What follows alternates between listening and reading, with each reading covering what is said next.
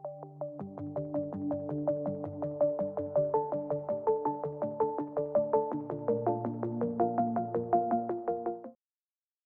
వీడియోలో మనం నూతన సంవత్సర శుభాకాంక్షలతో 2025వ సంవత్సర ఫలితాలు మిథున రాశి వారికి ఏ విధంగా ఉంటాయి అని తెలుసుకునే ప్రయత్నం చేద్దాం. మిథున రాశి వారికి సంవత్సర ప్రారంభంలో అంటే జనవరి 1వ తారీఖు నాటికి ఉన్న గ్రహస్థితి 12వ స్థానంలో గురుగ్రహ సంచారం, 9వ స్థానంలో శని భగవానుడు, దశమంలో రాహు, చతుర్థంలో కేతువు. మరి ఫిబ్రవరి 4వ తారీఖు వరకు గురువు వ్యయస్థాన సంచారం వల్ల జాతకుడికి ఏంటంటే ప్రతిదీ కూడా డబల్ ఎక్స్పెండిచర్ జరుగుతూ ఉంటుంది. ఒక 100 రూపాయలు ఖర్చు పెట్టే చోట 200 అవసరం అవుతూ ఉంటుంది. అలాగే ప్రతిదీ కూడా ఇంపార్టెంట్ అయిన ఖర్చుగానే కనబడుతూ ఉంటుంది అన్నమాట.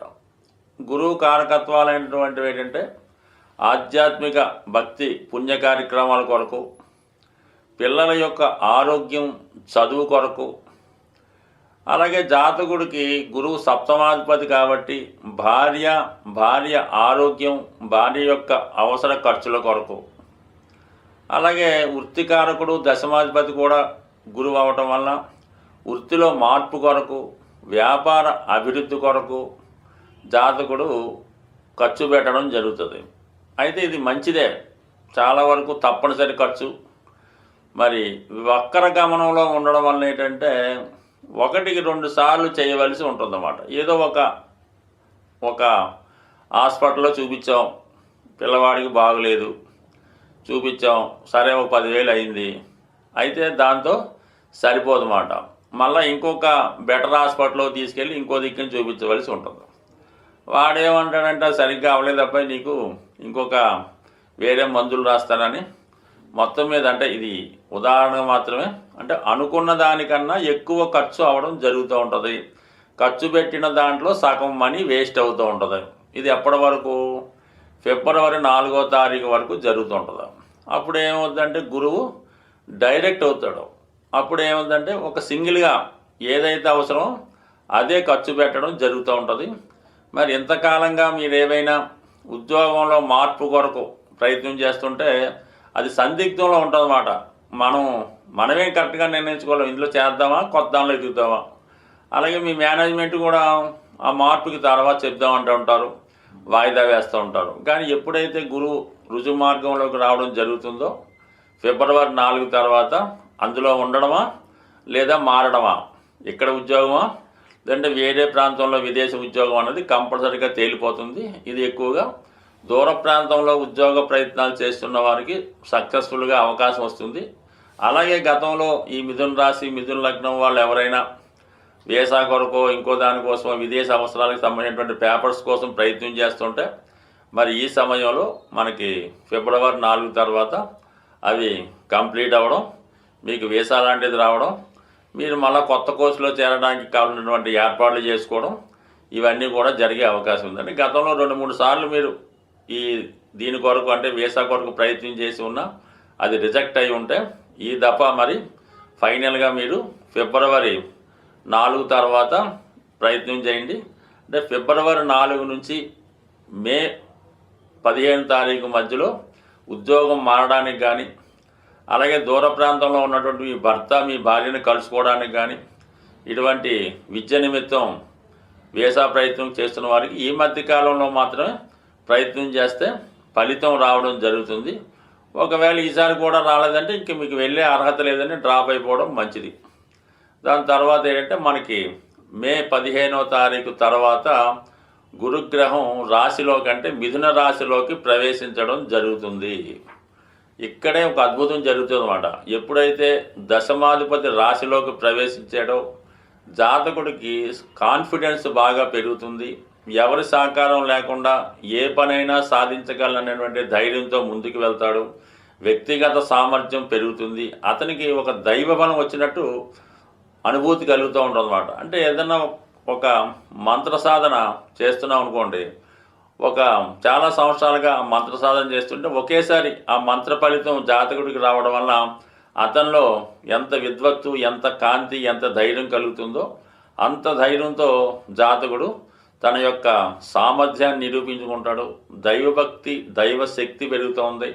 అతన్ని ఏదనుకుంటే అది జరిగే విధంగా ఈ గురువు ప్రభావం కనబడుతూ ఉంటుంది.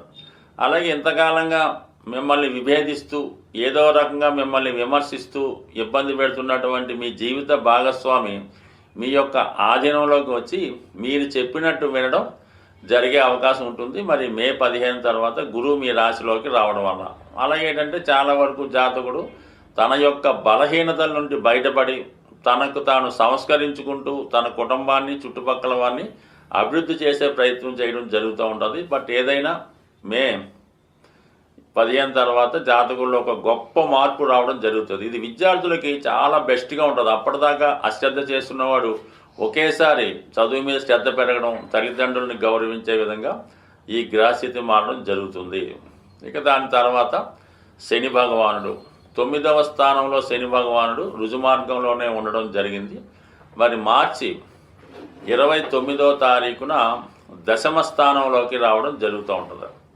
ఇప్పుడు ఇక్కడ మరి ఎప్పుడైతే భాగ్యాధిపతి దశమ స్థానంలోకి రావడం వల్ల జాతకుడికి ఒక విధమైనటువంటి భాగ్య రాజ్యాధిపతి యోగం యాక్టివేట్ అవ్వడం వల్ల వృత్తిలో ప్రమోషన్ రావడం కానీ, వృత్తిలో గౌరవం పెరగడం కానీ జరుగుతూ ఉంటుంది.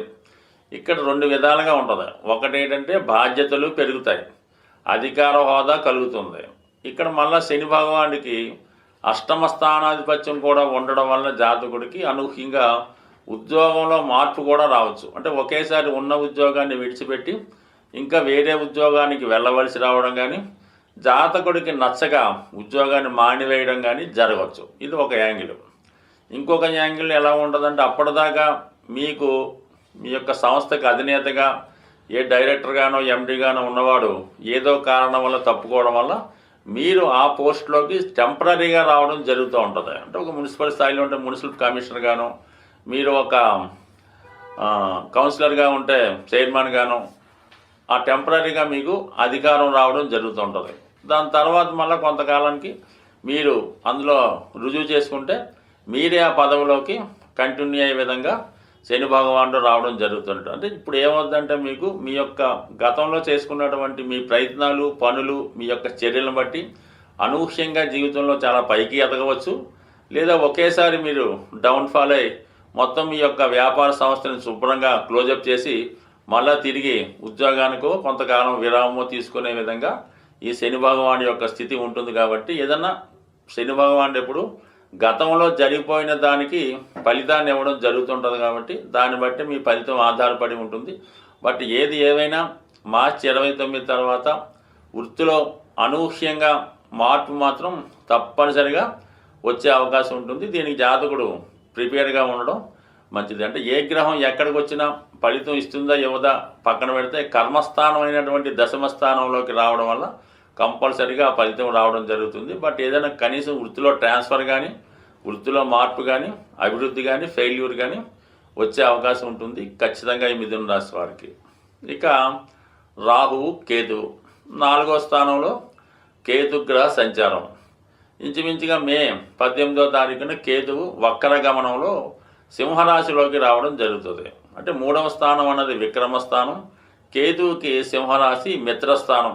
ఏదైనా ఒక రాజ్యాధికారం ఉన్నటువంటి సింహరాశిలోకి కేతువు రావడం వల్ల జాతకుడు యొక్క కాన్ఫిడెన్స్ లెవెల్స్ చాలా విపరీతంగా పెరుగుతాయి. మంచి సలహాలు ఇవ్వడం, మంచివారు చెప్పింది వినడం జరుగుతూ ఉంటుంది. ఏదైనా ఇవన్నీ కూడా జాతకుడికి మరి 2025వ సంవత్సరంలో వృత్తిపరమైనటువంటి మార్పులు రావడం జరుగుతుంది. జాతకుడి యొక్క వ్యక్తిగత సామర్థ్యం పెరుగుతుంది. గతంలో కన్నా ఒక 10 టైమ్స్ తన యొక్క అభివృద్ధి రావడం జరుగుతూ ఉంటుంది. మొత్తం మీద కేతువు కూడా అనుకూలంగా రావడం జరుగుతుంది. మరి కేతువు అగ్నితత్వ గ్రహం, అగ్నితత్వ రాశిలోకి రావడం వల్ల కొన్ని తొందరపాటు నిర్ణయాలు, సడన్గా నిర్ణయం తీసుకోవడం జరుగుతూ ఉంటుంది. అంటే కొన్ని సందర్భాల్లో ఓవర్ కాన్ఫిడెన్స్ అవుతూ ఉంటుంది అన్నమాట. అందుకని ఒకసారి ఏదన్నా ఒక యాక్షన్ తీసుకునే ముందు, ఒక పని ప్రారంభించే ముందు కొద్దిగా జాగ్రత్తగా ఆలోచించి నిర్ణయం తీసుకుంటే మంచిది. ఇక దశమలో ఉన్నటువంటి రాహు 9వ స్థానంలోకి రావడం జరుగుతుంది మే 18న.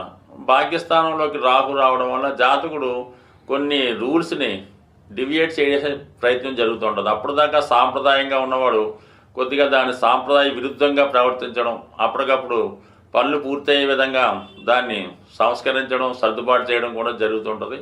బట్ ఏదైనా ఇతరుల యొక్క ఇష్టాల మీద, ఇతరుల యొక్క ఆలోచనల మీద, ఇతర మతస్థుల యొక్క సాంప్రదాయాల మీద గౌరవం పెరిగే విధంగా మరి రాహు ప్రవర్తిస్తూ ఉంటాడు. అయితే రాశిలో గురు సంచారం వల్ల అటువంటి వారి జోలికి వెళ్లకుండా జాతకుడు ధర్మాన్ని రక్షించే ప్రయత్నంలో ఖచ్చితమైనటువంటి సక్సెస్ సాధించే అవకాశం ఉంది. బట్ ఏది ఏమైనా 2025 సంవత్సరం మిథున రాశి వారికి ఉద్యోగపరమైనటువంటి అభివృద్ధి, వ్యక్తిగతంగా జాతకుడు యొక్క మార్పు రావడం ఖచ్చితంగా జరిగే అవకాశం ఉంటుంది. బట్ ఏదైనా రాహుగ్రహానికి ఈ రాశివారు పరిహారం చేసుకోవలసి ఉంటుంది.